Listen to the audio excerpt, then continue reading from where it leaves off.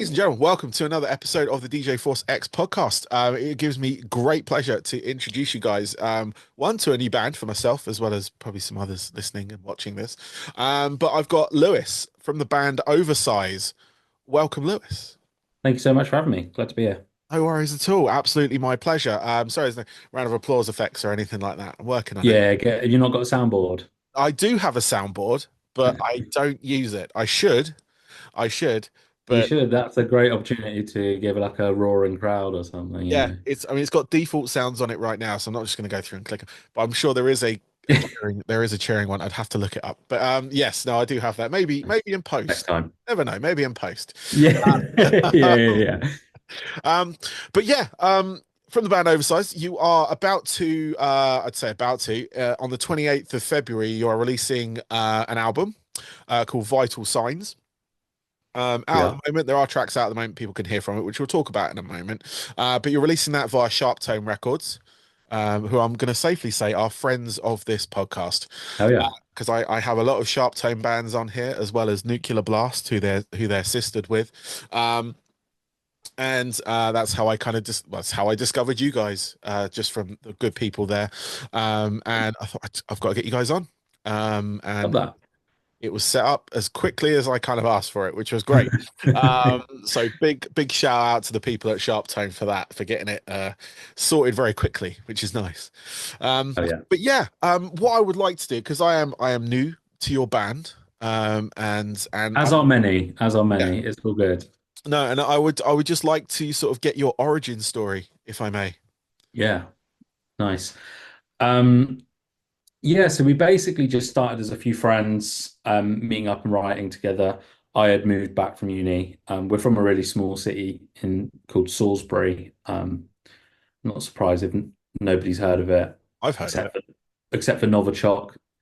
Great for putting us on the map. Yeah, Novichok. I do know a band from that area, so we'll talk about that in a minute. So Cool. Yeah, yeah. So yeah, I'd moved back from uni and growing up this the music scene was surprisingly vibrant and because it was so isolated, we kind of had, made our own scene and met loads of people, like-minded people the same age, people that are into skating, BMXing, music, and it was great. So when I come back, I knew Sam from previous other bands and stuff, but we'd never actually w worked together, or been in a band together, should I say? Although it does sometimes feel like work.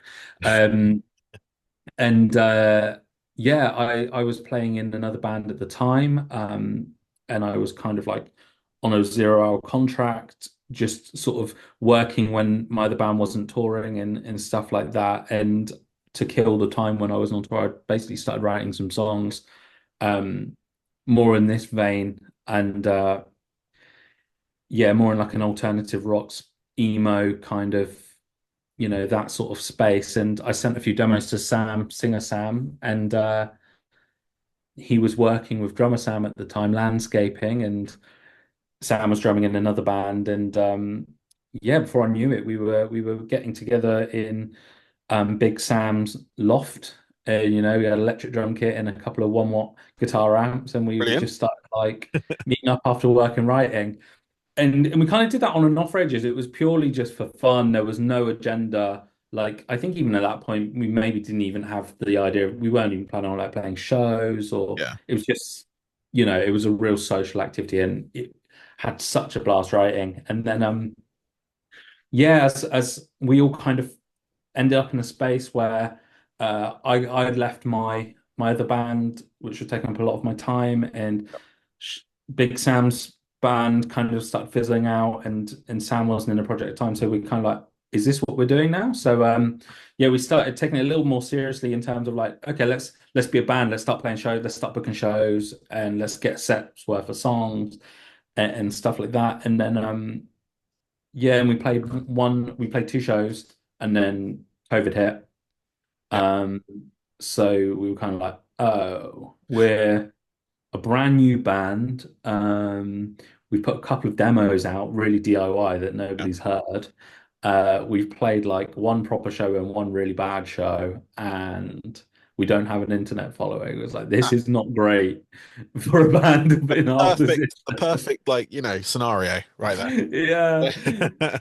so then we just started writing. Like we were kind of forced into that, and like because there was nothing else we could do, but we had the passion. We really enjoyed writing together. That's kind of like how it first started, was just writing. So we all write in the band as well. It's quite Okay. unique in that sense. Our drummer, Big Sam, um, you know, I'll be like, have you written anything recently? You've been working, you've been very modest. Oh, I've got a couple of ideas. And then they send me like 8 demos, fully recorded demos, like Uh, guitar, bass, uh, drums, everything tracked. you know, And prepared randomly. yeah. Here's some I made earlier. And George, our bassist, writes a bunch of stuff on guitar. Sam, our singer, also plays guitar, and Taz, our other guitarist, plays drums as well. So like we're all like very collaborative, in the sense we write. But yeah, over COVID, we we ended up writing what would be our first two EPs, Oh, and had kind of recorded them by the time we had put a song out. We had both EPs already recorded and ready to go. And then we started playing shows and started went on our first tour and started getting out there and doing the stuff we'd hoped to. And we played shows at Outbreak and toured with loads of cool bands and played with some of our favorite bands. Anytime a band from the States would come over, we'd manage to blag an opening slot, and it was awesome. And then yeah, we thought it was time to write an album, and that's kind of led us here. We've nice. we we wrote one, we recorded one, we got Yeah. signed, and now I'm here chatting to you. Yeah, no, that's really cool. I mean, it's not. I mean, obviously, COVID hit a lot of people, and obviously, I've not like a lot of bands formed during COVID because Yeah, people just needed to fill that time with creative, like and now they're like touring or playing bands, and yeah, no, it's a beautiful thing because it gave people a lot of time to kind of, as bad as it was, like mentally, but it's given like birth to a lot of like bands. A lot yeah, of great albums have kind of come out of that now. I'm feeling the kind of like this post world event type thing coming out. Like people are actually writing music that I don't know, just really resonates with a lot of oh yeah. people. And yeah, it's a great thing. It's a great thing on that front. How did the relationship with Sharp Tone come out? Because obviously, you are a relatively new band.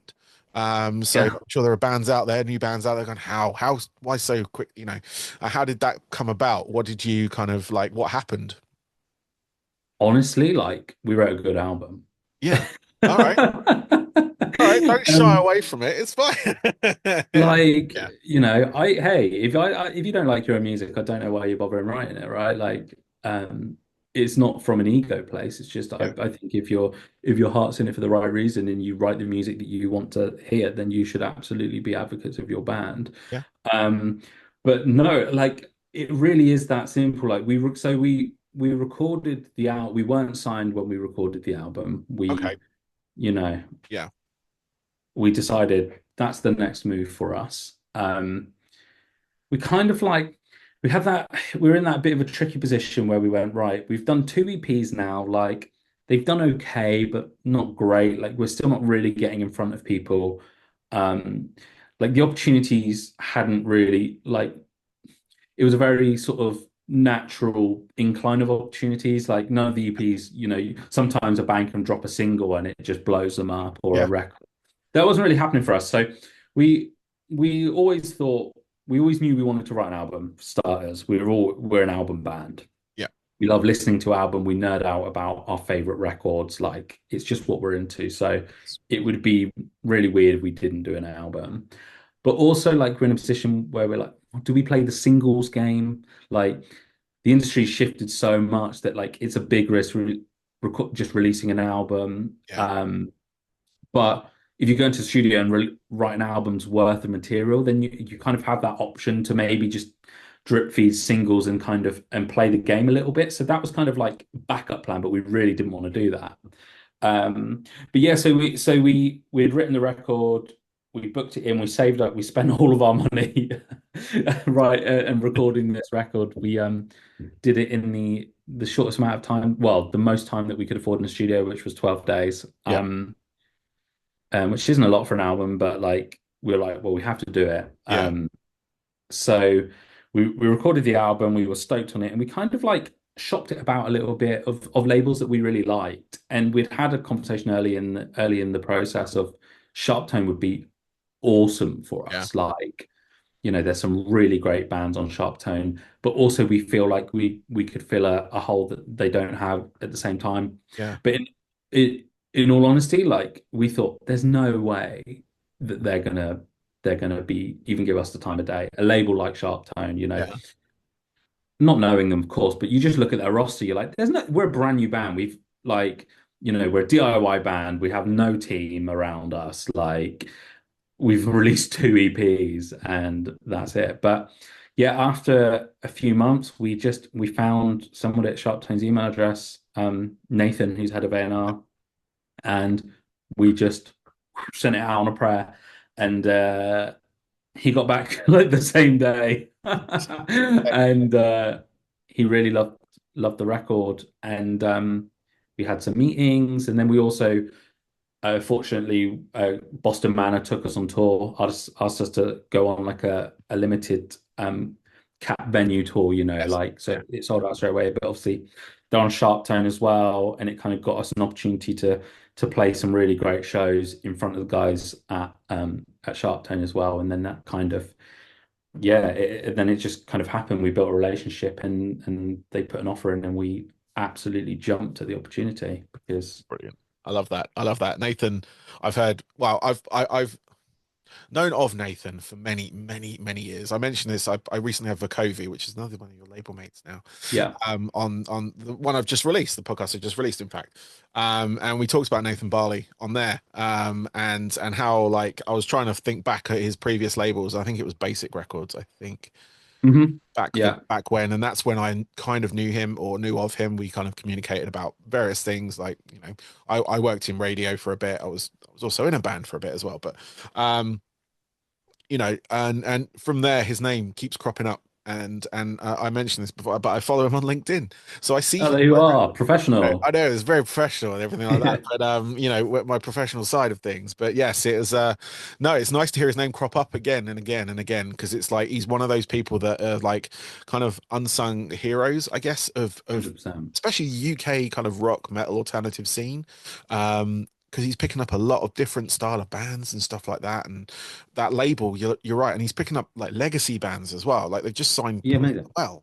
Pulls and Well announced new track in 15 years today, and it slaps. It's sick. No, and I'm like, Yeah, oh my God, I fucking love Poison the Well back in the a day. great band. Yeah, And there's, I mean, I've had loads of the bands on this show as well, like throughout the years, and it's just one of those labels that, from first glance, you're like, okay, cool. Like, you don't immediately kind of associate them with anyone, but as such, like, no one big band kind of thing, where you can kind of go to, like, you look at, like, say Roadrunner or someone like that, like classic label, that, and you can, oh yeah, Slipknot, Nickelback. Slipknot. Yeah, exactly. And obviously they are sistered with Nuclear Blast as well, which again, huge label in the metal community anyway, huge label. But it's so Mhm. nice to have that kind of like other label associated with, that are taking chances as well on new bands.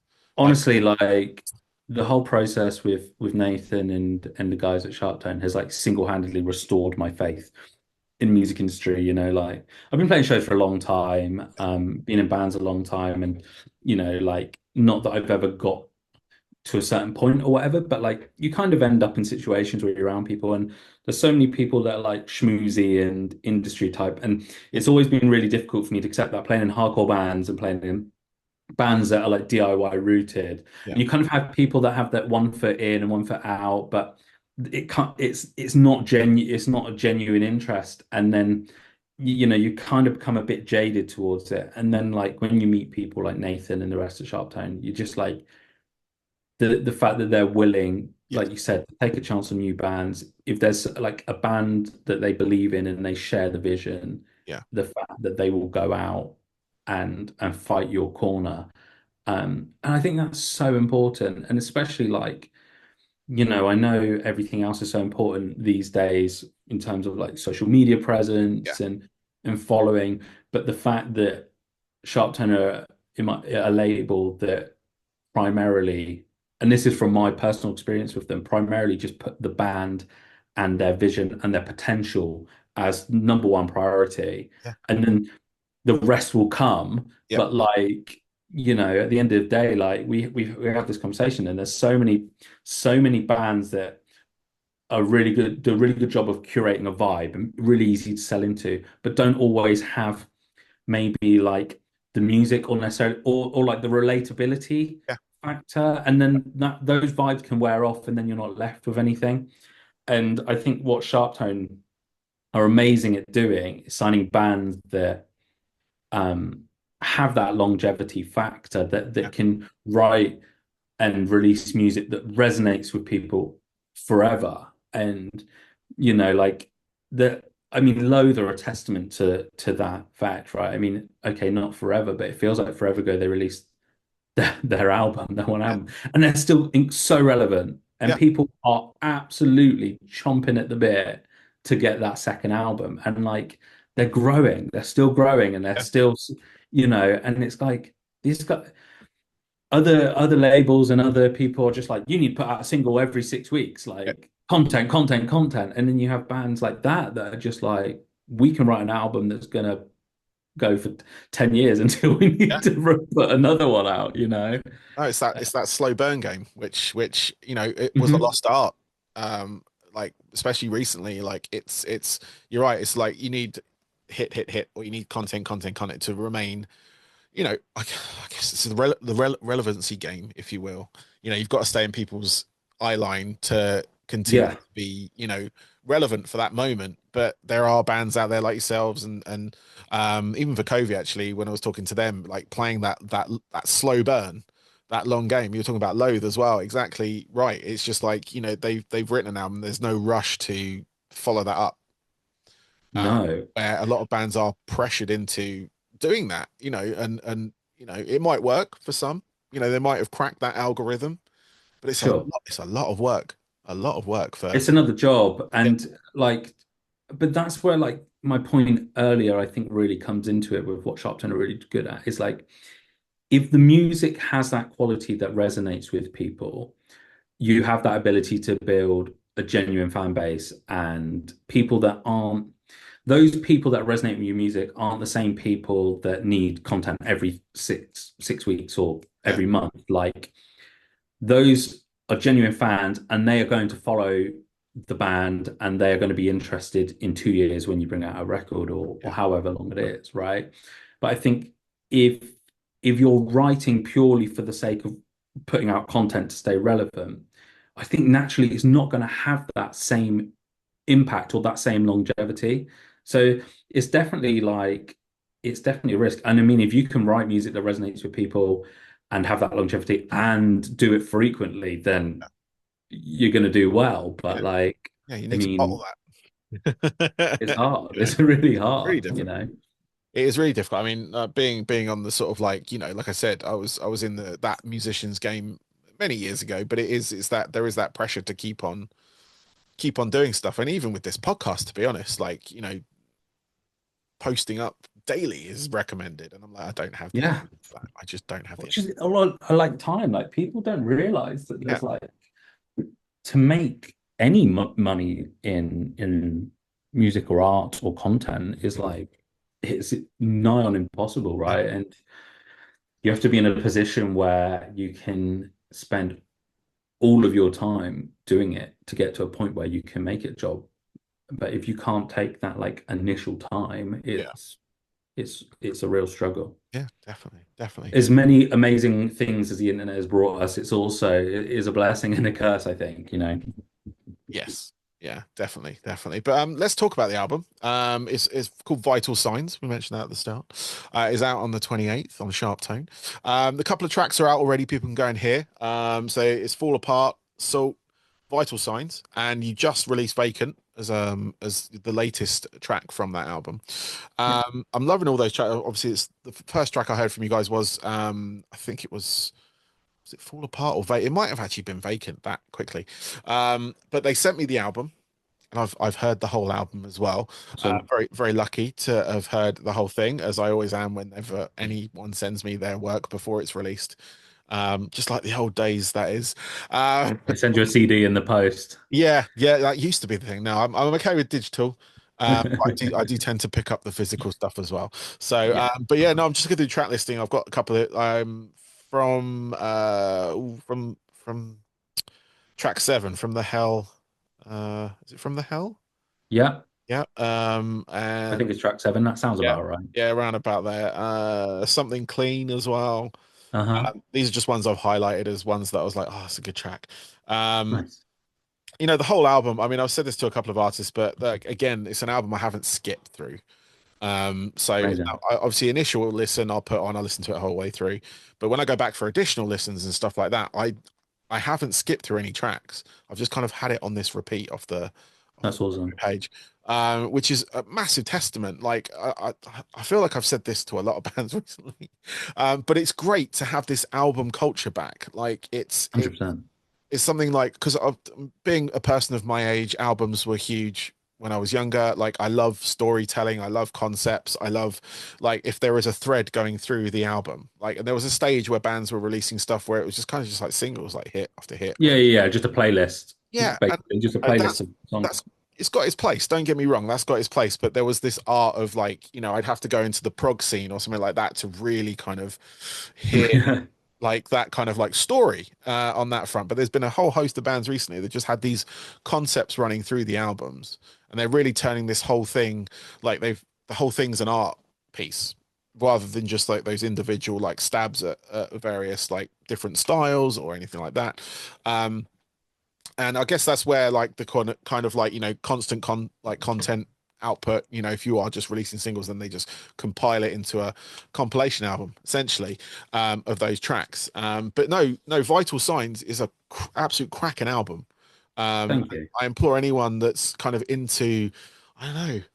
I don't like mentioning other bands when I do this sort of thing, but you're described as a, what they call it, shoegaze, which That's is what the like kids are calling it. that's what the kids are calling it, and I don't know what that means. Uh, um, these Grey's hairs are here for a reason, and like I even asked my wife, she goes, "I've never heard of that." Um, but I'm guessing it's a style, it's a thing, and I sort of like I go into the rabbit hole and I see what bands are associated with that. But like you say, you got this alternative hard rock, but it flows like kind of like the sort of like melodic Deftones, if you will. Yeah. Just as a sort of like just from like my generational kind of like Hmm. that sounds really weird with Deftones as well. My generation. Oh, That's Limp Bizkit, mate. Well, you're getting confused. it's like dad rock now, isn't it? Apparently, all this stuff. Yeah. But yeah, no, Classic like rock. Yeah. yeah, and I mean, it's a fantastic album and well done. And for a debut album, I mean, I hope Thank it you. does you incredibly well on that front. But could you tell us a little bit about it? Like, is there any kind of strings going through it? Is there any like story, like arcs or anything like that that you can kind of tease your fans with as well? Yeah, I mean, going back to a previous point, when we decided we wanted to do an album, it was like, right, we're always writing songs. So we made like a real cut-off point of, okay, any songs that we've written before now, we're not going to use because I feel it's so easy to fall into a trap of just like, oh, chuck that song on there, chuck that song on there. We wanted to write, we wanted to write an album. Yeah. And so, yeah, we basically just all got to, it was over, like at the time we were more separated than we are now. So three of us live in Salisbury and Sam lives in London and Taz lives in High Wycombe. So we're a bit separated. But at the time, drummer Sam was also living in Bristol. So it was like we were really sort of segregated. Okay. But we all kind of, I think very luckily we all knew what we wanted out of an album. So when we were all writing songs and the songs are all written by different people on that album as well, we approximately evenly split. Oh We wow. all wrote two or three songs each on the record or around or wrote and co-wrote. So but we wrote a bunch of songs and we kind of just hit a point where we're like, right, this is it. This is going to be the album because we're just going to continue writing and we're never going to be happy and we're going to overthink it. So we set ourselves that deadline and we booked the studio time in and we were like, right. So, we probably had three or four songs written, fully demoed that didn't make the album. Okay. Um, but we kind of kept the songs that we felt served a purpose. And I love albums that songs have their own identities within the album, Yeah. yet holistically feel part of the album. You hear that song and you know what album it's from straight away, Yeah. regardless. And so that was always like that's something we wanted to do. It was really important to us. And also the flow of an album as well. Um, there's a lot of great albums where like the first half of the album is like stacked, unreal, and then you get to like track 7, 8, 9, and 10, and you kind of like skip it, or I'm just going to listen to side A if you're listening to a record. Yeah. Side B is dragging on a bit, so we were also like super conscious not to front load the album as well. Um, and yeah, it's really interesting that you say songs like Something Clean from the Hell, because people that haven't heard the album, obviously, because you've listened to it, but they're very different to the songs that we've released as Yeah. singles, Yeah. sonically and uh, yeah, and I'm really, really proud that we were able to write a collection of songs that sort of have their own identities and vibes, but fundamentally still feel like they're oversized Yeah. and they're part of the album. And yeah, it was also we just wanted to really make sure the album flowed all the way through and told a story. Um, Lyrically is I mean, I'm so thankful to have Sam in the band who writes, the lyrics. Yeah. And before we were even in a band together, I always admired his vocals. He has a unique voice for the genre as well. And but he just has a way of writing interesting lyrics that aren't cliched. Um, they're interesting to read and also they're relatable to Yeah. people. We occasionally get comments or people come and chat to us at shows and they say, oh, this song just really resonated with me. And I think that's so cool. Like, Yes. it's something that is really important to us that regardless of what happens to us or how successful the record is or whatever, if this body of work can be found in 10 years' time by somebody randomly and they can check it out and go, oh, this is cool, then to me, that is way, that's so much more rewarding than getting an instant hit of hype and then that passing and then nobody Yeah. caring. Definitely. Definitely. Just like pretty much all of my favorite bands now are bands that I've gone and discovered and aren't a band anymore or like are doing reunion shows, but they're not as active. And I go and find these amazing albums, and I'm like, how have I never heard of this before? Yeah. And then you find out those are the bands that kind of inspired bands that you have heard of, and and you're kind of like, oh, okay. So yeah, there's a long way about it, but lyrically, Sam wrote this album about grief. Yep. It was based off the back of losing somebody incredibly close to him and his sort of honest feelings and processing that. And I think that comes across through the record really beautifully and genuine without being on the nose Yes. or Yeah.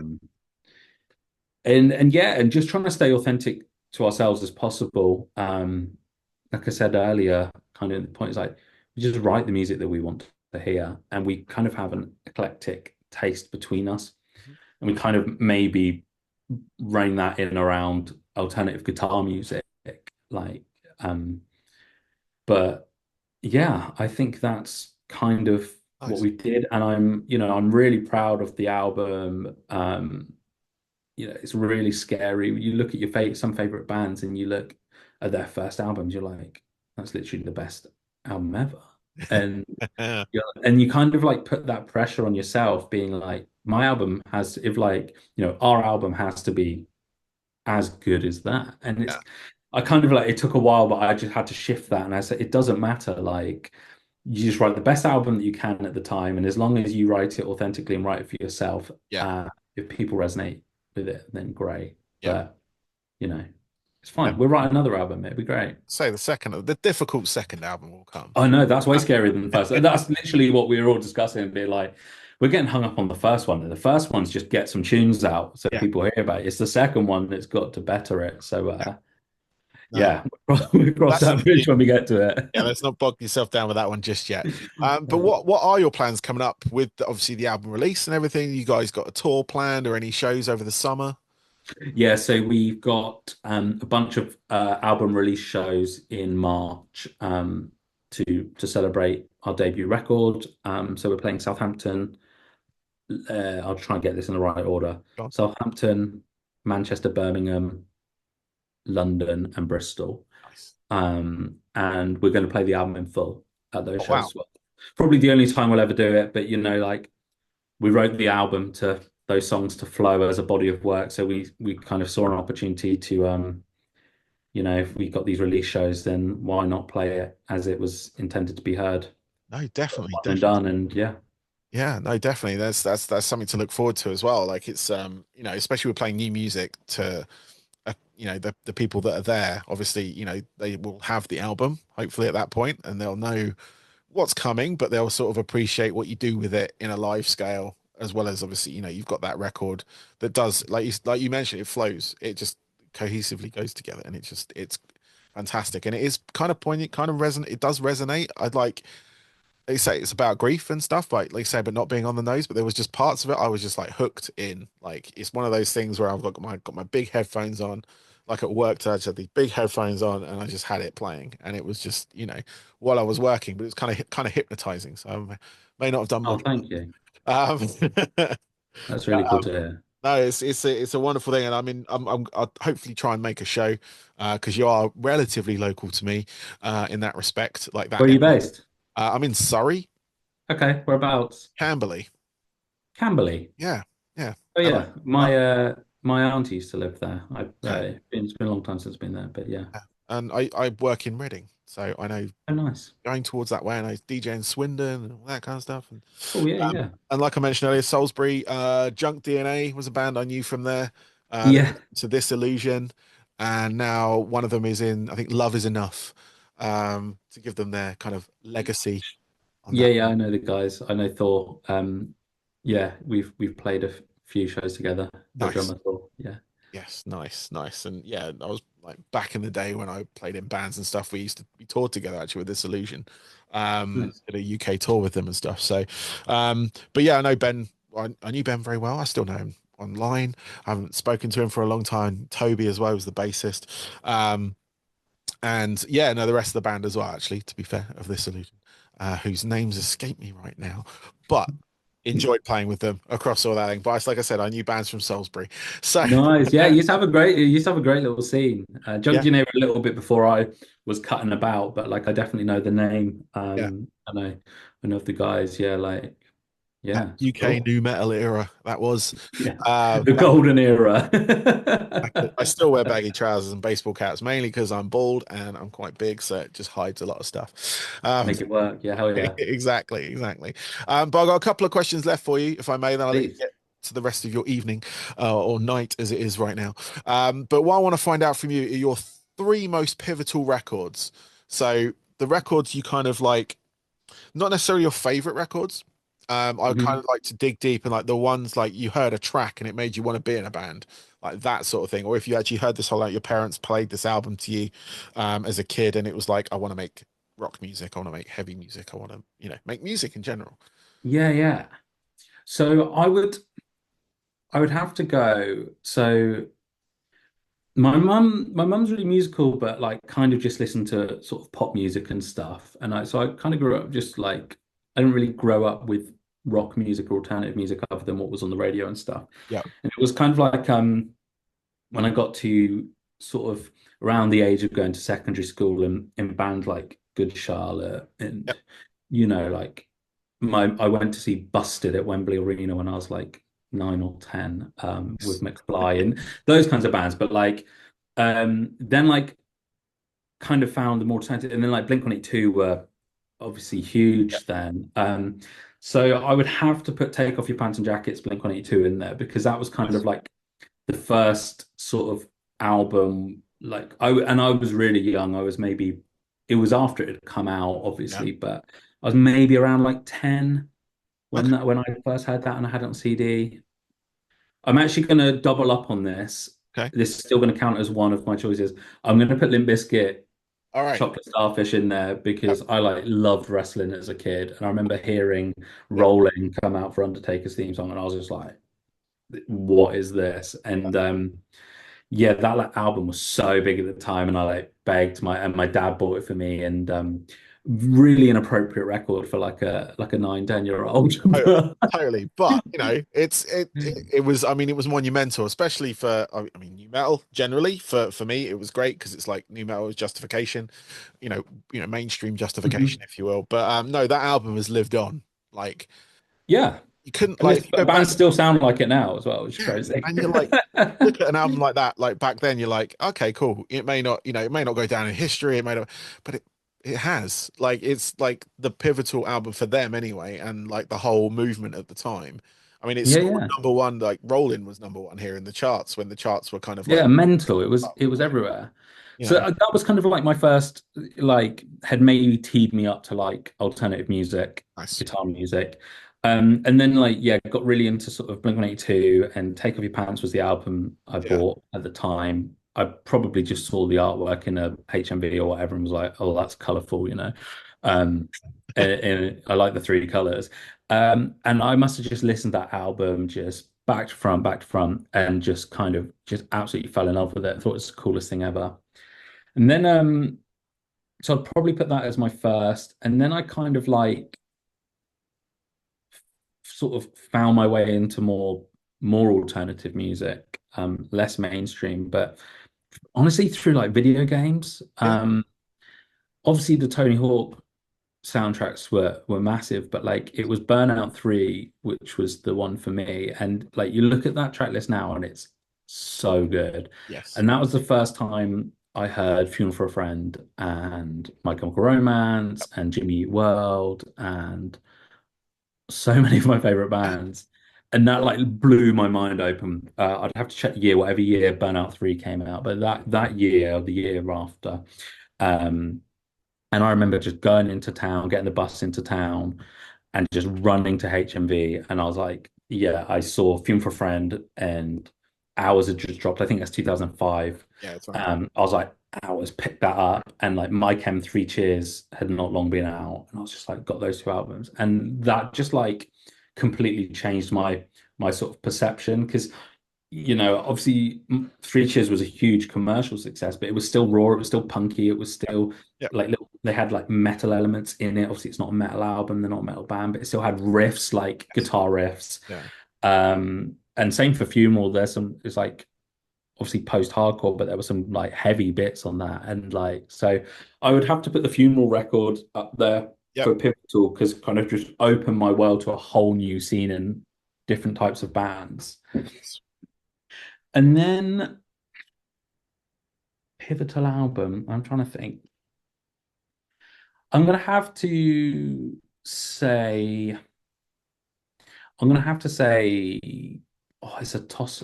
I'm gonna say Siamese Dream.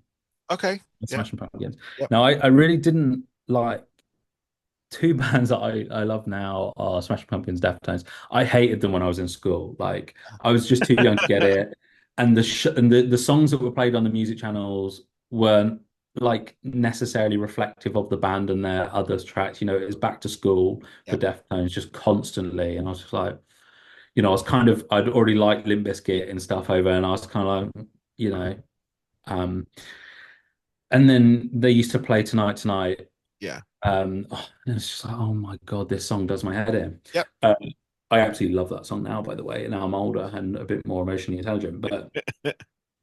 Um, but yeah, I digress. But kind of like in my early 20s, I kind of found Smashing Pumpkins again and gave them a shot. And it completely just like altered my brain chemistry forever, really. And they're a massive part of why I wanted to start a band Yeah, like Oversize in the first place, because like the guitars were like heavy and big, but the songs were still beautiful, and it was all about songwriting, and I've always enjoyed songwriting. Like the albums I kind of mentioned earlier, you know, are great songs as well as being sort of alternative, and it really just I just thought it was beautiful and melancholy, and then I just went down to a huge Smashing Pumpkins rabbit hole and just become yeah, a huge fan.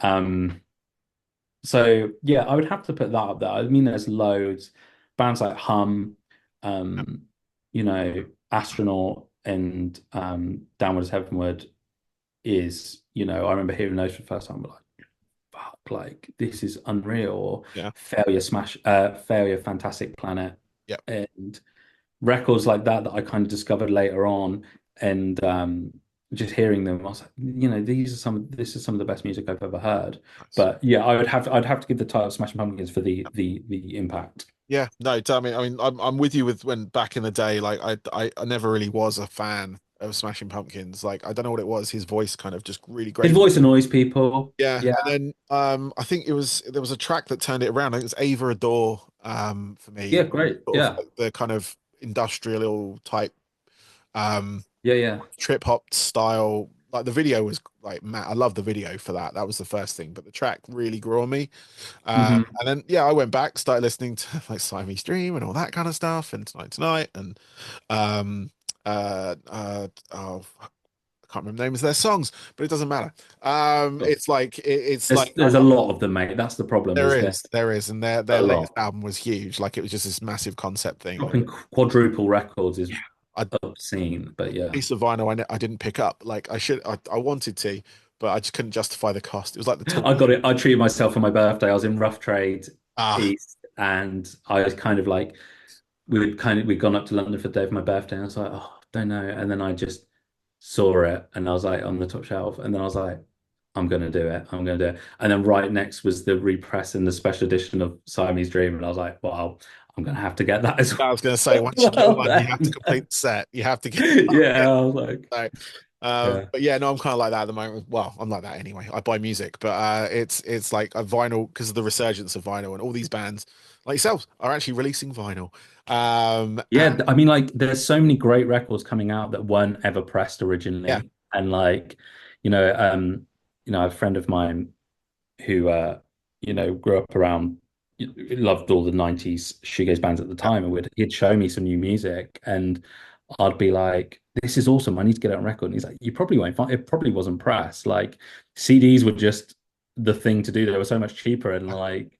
So now people are reissuing records and or like pressing for the first time, and I'm just like snapping them up. yeah, And yeah, yeah. you've got to do it. I've done that, and I had to turn away to a few of them the other day as embarrassing as myself. I don't know actually. I love Cold Chamber, but Cold Chamber's album, the first one, I found that Uh-huh. in a record store, and I'm like, I didn't know they pressed that on vinyl. Get Like, I didn't know that was- and I was like, it. I'd already got I'd got what did I get? I picked up Deftones the 20th anniversary of White Pony with the remixes and everything. Uh-huh. Yeah, I've That got was that one. actually super cheap compared to its original price, so I got that. Nice.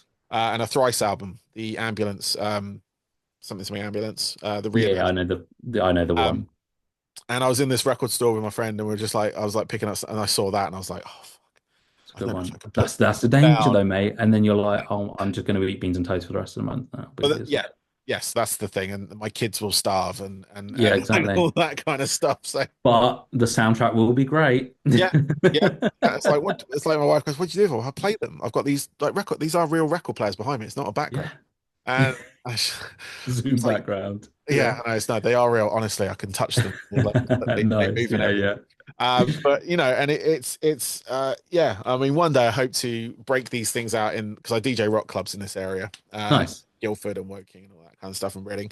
And one day I'm gonna sort of insist on doing a vinyl set just to be that Love it. vinyl wanker, I suppose the word is.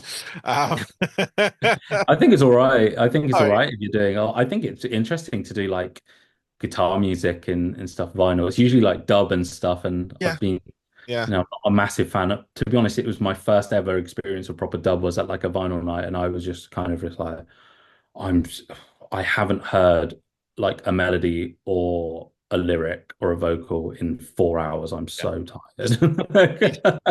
just drop, like yeah. Boom.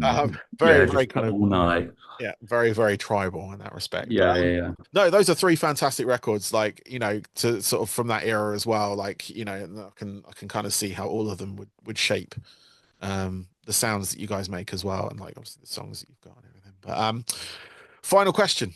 Final question. What are your hobbies away from the band, from your day job, anything like that? What do you kind of do to kind of separate from it? So, like 99% of other people in bands, I do have a day job, unfortunately. But so my band and music has always been my number one Yeah. hobby since I was a young teenager. So it'd be a miss. It's hard to kind of when people say, "What are your hobbies other than band?" I'm like, "Well, band is my hobby. Like that's my thing." Um, I know I'm on here talking like it's my job, but it's not. I have to work. Um, but that's the main one. But and like I guess slightly nerdier is within music. Like I like collecting records, and I guitar pedals are a problem for me, Okay. and like Yeah. Yeah.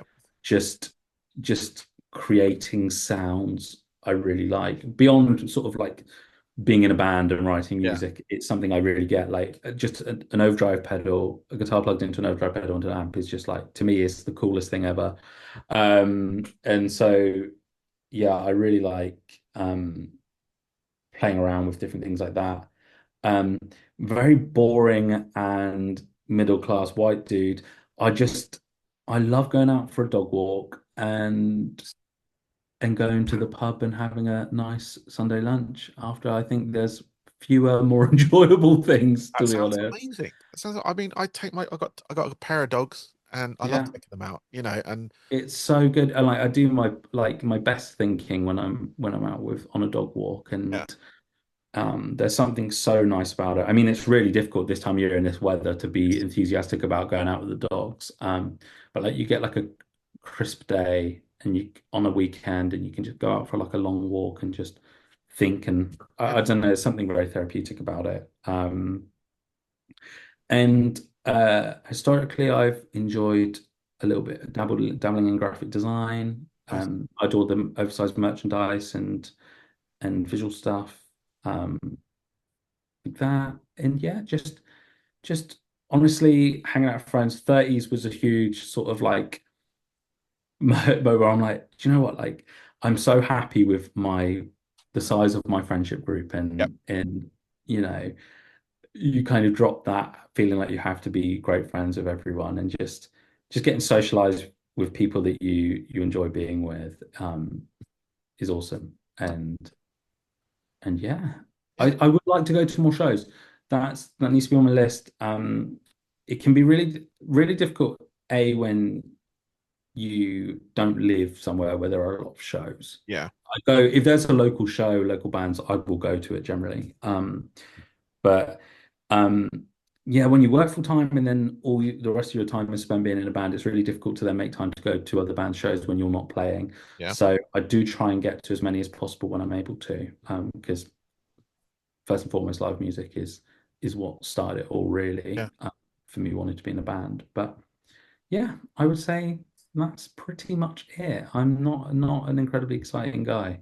That's all right. That's all right. Like I said, there's like you'd be surprised how many people mention walking and like just sort of getting out the house and like appreciating that. Like because obviously we were locked in for a while as well. But people have Yeah, really kind of like gravitated to going out for walks, even if you don't have a dog.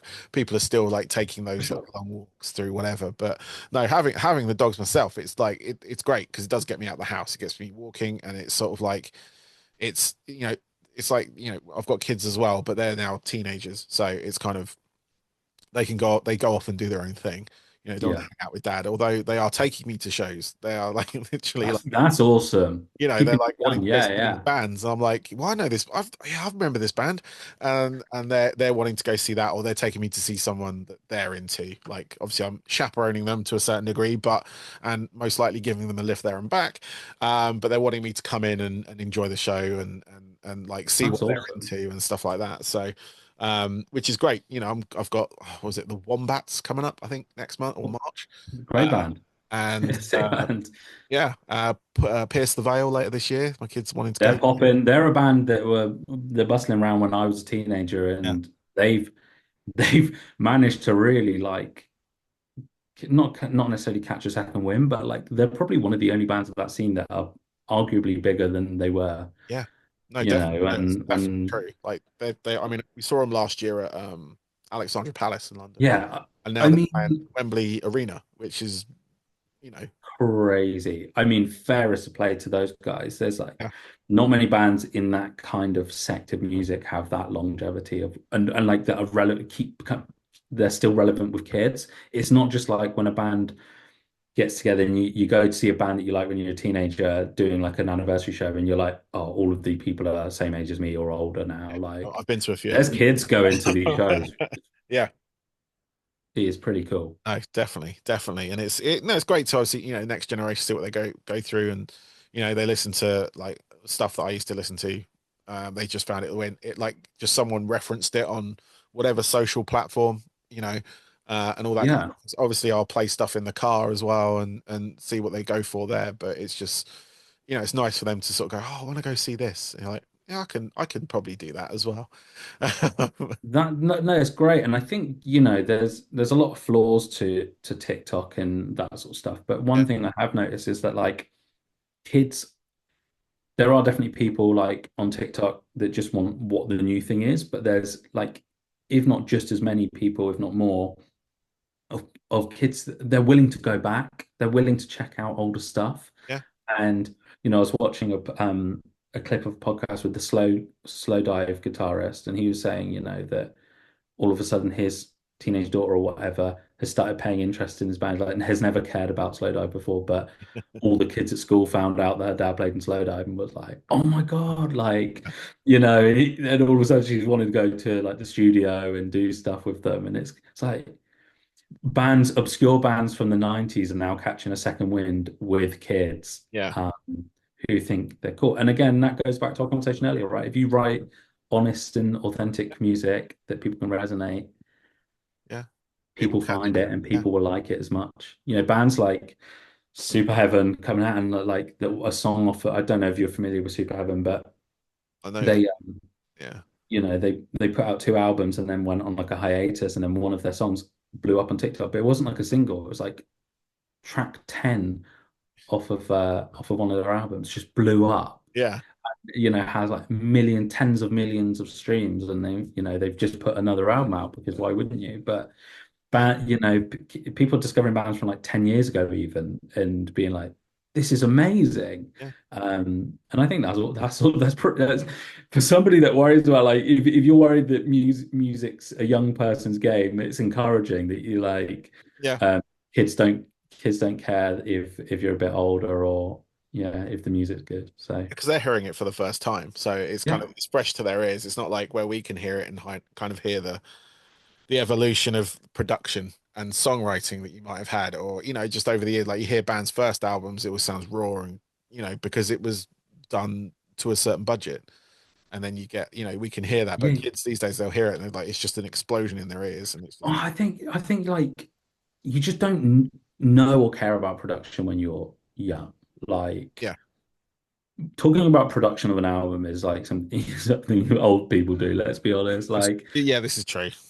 Like you think back, like, but even like you played in a band, right? Like, do you play guitar by any chance? No, Or, no. or I mean, drums? I was a scratch DJ in a new metal band. Sick. That's Um, sick. but yeah, no, I play bass. That was my weapon of choice, but I've never played bass in a band. So I mean, like, I think back and think the guitar and the amp that I would have been playing through, and I never changed strings. And if I broke a string, like I just swapped it out and I didn't know what gauge it was. yeah, It must have, if I could go back now and watch my first band, it would have sounded like the worst thing in the yeah, world. I'm 100% sure of it. Like just sonically, like not even playing wise, but yeah, sonically it would have been awful. But like when you're just like, yeah, this is sick.